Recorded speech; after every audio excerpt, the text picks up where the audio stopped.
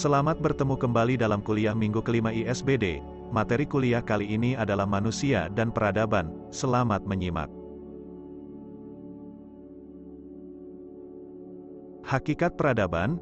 Pada bab sebelumnya kita telah membahas mengenai kebudayaan. Kebudayaan sejatinya adalah hasil cipta, rasa, dan karsa manusia dalam memenuhi kebutuhan hidupnya dengan cara mengolah alam, dan peradaban memiliki keterkaitan dengan kebudayaan.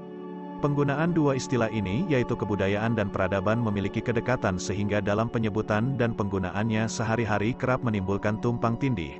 Namun, sejatinya dua istilah ini dapat dibedakan dengan jelas dan komprehensif. Peradaban dalam bahasa Inggris disebut sebagai civilization. Istilah ini sering digunakan untuk menyebutkan bagian dari unsur kebudayaan yang dianggap lebih maju, lebih indah, misalnya kesenian, kemahiran menulis, dan lain sebagainya.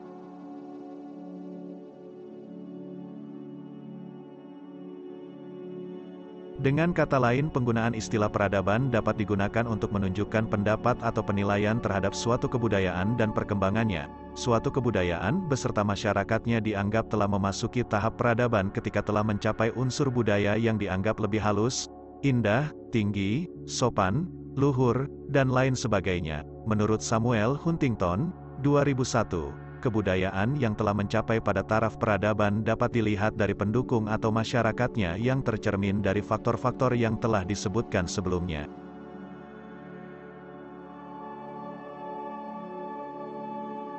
Istilah peradaban sering dipakai untuk menunjukkan pendapat dan penilaian kita terhadap perkembangan kebudayaan. Definisi peradaban menurut Kuncharaningrat menyatakan bahwa peradaban merupakan bagian dan unsur kebudayaan yang halus, maju, dan indah seperti misalnya kesenian, ilmu pengetahuan, adat sopan santun pergaulan, kepandaian menulis, organisasi kenegaraan, kebudayaan yang mempunyai sistem teknologi dan masyarakat kota yang maju dan kompleks.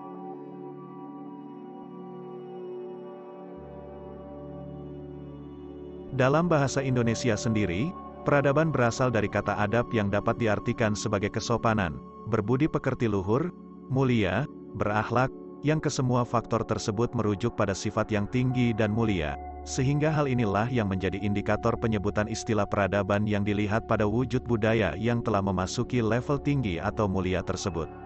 Perlu ditegaskan kembali bahwa setiap masyarakat atau bangsa memiliki kebudayaan, namun tidak semuanya dapat dikatakan telah memiliki peradaban. Level peradaban hanya dimiliki oleh masyarakat tertentu yang telah mencapai pada kemajuan tertentu yang dicirikan oleh tingkat ilmu pengetahuan, teknologi, dan seni yang telah maju atau disebut juga ipteks.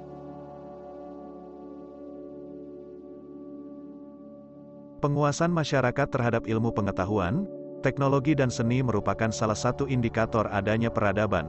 Suatu peradaban tentulah ditunjang oleh tingginya dan penguasaan masyarakat terhadap keilmuan. Penguasaan yang baik dan kekinian terhadap keilmuan tentunya akan melahirkan kecanggihan teknologi, dan seni akan ikut menyertai perkembangan dua hal tersebut.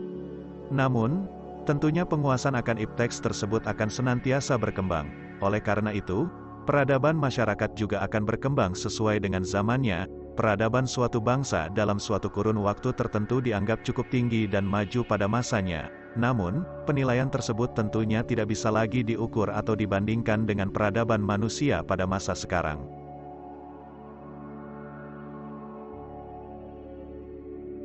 Berikut adalah beberapa contoh bentuk peradaban yang diakui dunia. Namun demikian, dunia tidak hanya didominasi oleh satu peradaban besar tersebut. Huntington, 2001, mengidentifikasi adanya 9 peradaban besar dunia saat ini, yaitu 1. Peradaban Barat atau disebut peradaban lama yang berpusat di Eropa Barat, Amerika Utara dan Australia. 2. Peradaban Amerika Latin yang dipengaruhi oleh agama Katolik, menyebar di negara-negara Amerika Selatan. 3. Peradaban Muslim atau Islam yang berpusat di Timur Tengah dan Afrika Utara. 4. Peradaban Hindu di India. 5. Peradaban Buddha di Mongolia. 6. Peradaban Jepang. 7. Peradaban Afrika. 8. Peradaban China. 9. Peradaban Ortodoks yang berada di bekas wilayah Yugoslavia. Dinamika peradaban global. Peradaban selalu memiliki perubahan dan perkembangan seiring dengan perputaran zaman atau masa. Menurut Arnold Toynbee, seorang sejarawan asal Inggris, peradaban itu lahir dari teori Challenge and Response. Peradaban lahir dari tanggapan manusia yang dengan segenap daya upaya dan akalnya menghadapi, menaklukkan, dan mengolah alam sebagai tantangan guna mencukupi kebutuhan dan melestarikan kelangsungan hidupnya. Tantangan dan tanggapan yang dihadapi manusia dapat dicontohkan seperti kemampuan manusia dalam mengolah alam seperti yang bangsa Jepang lakukan, keadaan alam Jepang yang bergunung-gunung, sering terjadi gempa, dan lahan pertaniannya yang tidak terlalu luas. Kondisi ini memacu bangsa Jepang untuk dapat mengolahnya dalam rangka mencukupi kebutuhan hidupnya.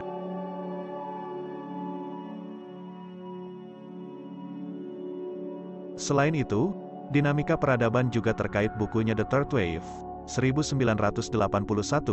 Alvin Toffler menyatakan bahwa gelombang perubahan peradaban manusia mengalami 3 fase yaitu A. Gelombang I, disebut juga dengan peradaban teknologi pertanian yang berlangsung mulai 800 sebelum Masehi sampai 1500 sebelum Masehi.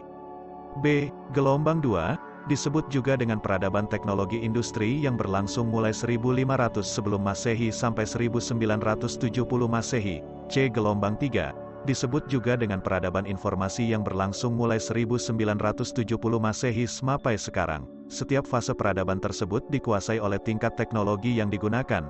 Gelombang pertama, The First Wave, dikenal juga dengan revolusi hijau. Pada fase ini, manusia menemukan dan mengaplikasikan teknologi pertanian.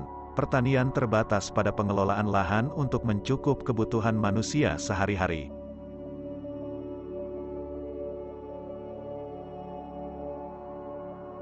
Fase kedua yaitu adanya revolusi industri yang diprakarsai oleh negara-negara barat yang dimulai di Inggris. Masa revolusi sektor industri ini dimulai dengan ditemukannya mesin uap pada tahun 1712 oleh James Watt. Penggunaan mesin seperti mesin uap, mesin pemintal dalam industri garmen dan lainnya telah memajukan dan memakmurkan kehidupan masyarakat Eropa pada masa itu. Fase terakhir disebut sebagai revolusi industri yang ditandai dengan kemajuan teknologi informasi. Kemajuan ini memudahkan manusia dalam menjalin komunikasi di berbagai bidang kehidupan. Kemajuan informasi juga mendorong kemajuan di bidang penerbangan dan angkasa luar, energi alternatif, terjadinya urbanisasi, komunikasi dan data processing, dan lainnya.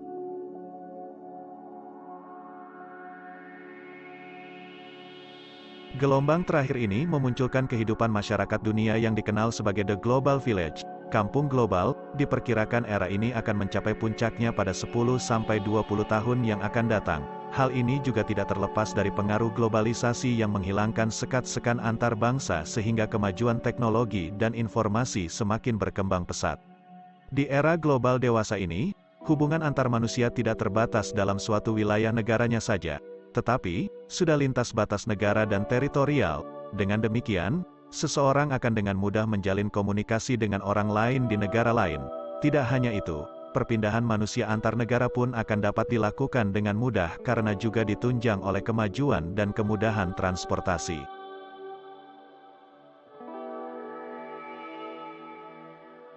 Problematika peradaban global dalam kehidupan manusia. Peradaban global yang terjadi saat ini tidak dapat dipisahkan dari globalisasi sebagaimana yang telah dibahas sebelumnya. Ada yang beranggapan globalisasi sebagai sebuah proses sosial, proses sejarah, atau bahkan proses alamiah yang terjadi dengan sendirinya. Namun, intinya globalisasi akan mengenyampingkan batas-batas geografis ekonomi dan budaya masyarakat dunia.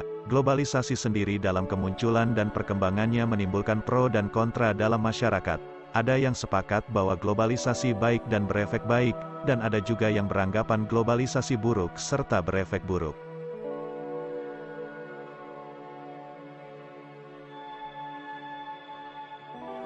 Adapun efek positif yang diterima dari adanya globalisasi yaitu A. Kemajuan teknologi informasi dan telekomunikasi, B. Kemudahan dalam berbagai bidang seperti perpindahan barang, jasa, bahkan manusia. C.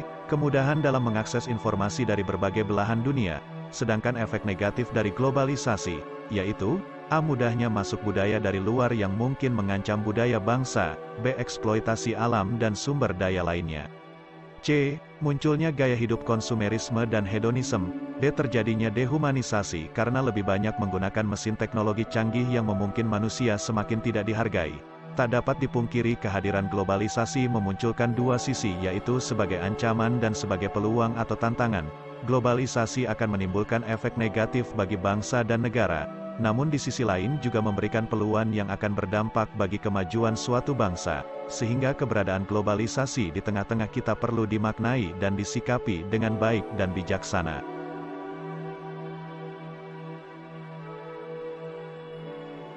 Hakikat manusia dalam peradaban. Pembicaraan manusia dalam peradaban dapat ditinjau dalam berbagai perspektif, misalnya perspektif filsafat, ekonomi, sosiologi, antropologi, dan psikologi. 1. Perspektif filsafat.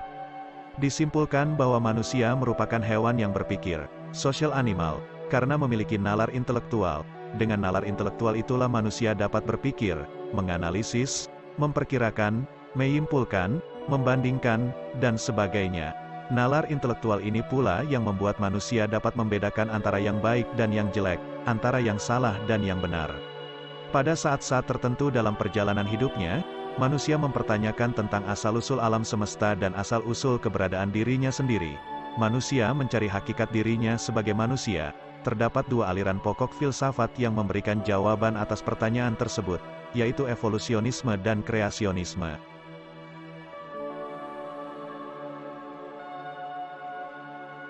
Menurut evolusionisme, manusia adalah hasil puncak dari mata rantai evolusi yang terjadi di alam semesta. Manusia, sebagaimana halnya alam semesta ada dengan sendirinya berkembang dari alam itu sendiri, tanpa pencipta. Sebaliknya, kreasionisme menyatakan bahwa asal-usul manusia sebagaimana halnya alam semesta adalah ciptaan suatu kreatif cause atau personality, yaitu Tuhan Yang Maha Esa. Memang kita dapat menerima gagasan tentang adanya proses evolusi di alam semesta termasuk pada diri manusia, tetapi tentunya kita menolak pandangan yang menyatakan adanya manusia di alam semesta semata-mata sebagai hasil evolusi dari alam itu sendiri, tanpa pencipta.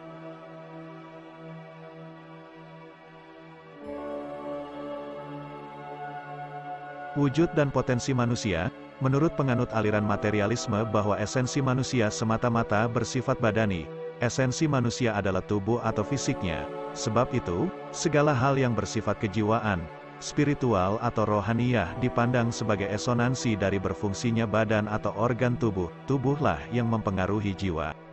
Bertentangan dengan gagasan di atas, menurut Plato salah seorang penganut aliran idealisme, bahwa esensi manusia bersifat kejiwaan, spiritual, rohaniyah. Memang Plato tidak mengingkari adanya aspek badan, namun menurut dia jiwa mempunyai kedudukan lebih tinggi daripada badan.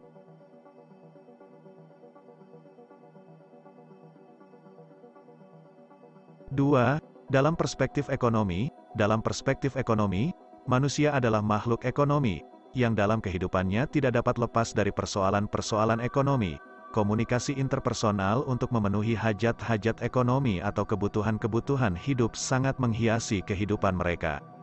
Tiga, dalam perspektif sosiologi, manusia adalah makhluk sosial yang sejak lahir hingga matinya tidak pernah lepas dari manusia lainnya.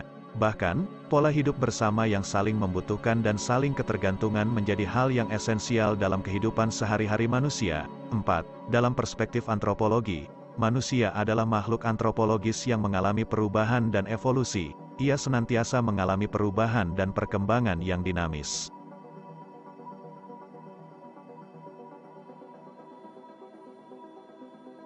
Lima, dalam perspektif psikologi, manusia adalah makhluk yang memiliki jiwa. Jiwa merupakan hal yang esensial dari diri manusia dan kemanusiaannya. Dengan jiwa inilah, manusia dapat berkehendak, berpikir, dan berkemauan. 6. Manusia dalam perspektif atau pandangan lain, manusia adalah makhluk yang memiliki sifat rasional yang bertanggung jawab atas tingkah laku intelektual dan sosial. Manusia adalah makhluk yang mampu mengarahkan dirinya ke tujuan yang positif, mampu mengatur dan mengontrol dirinya dan mampu menentukan nasibnya.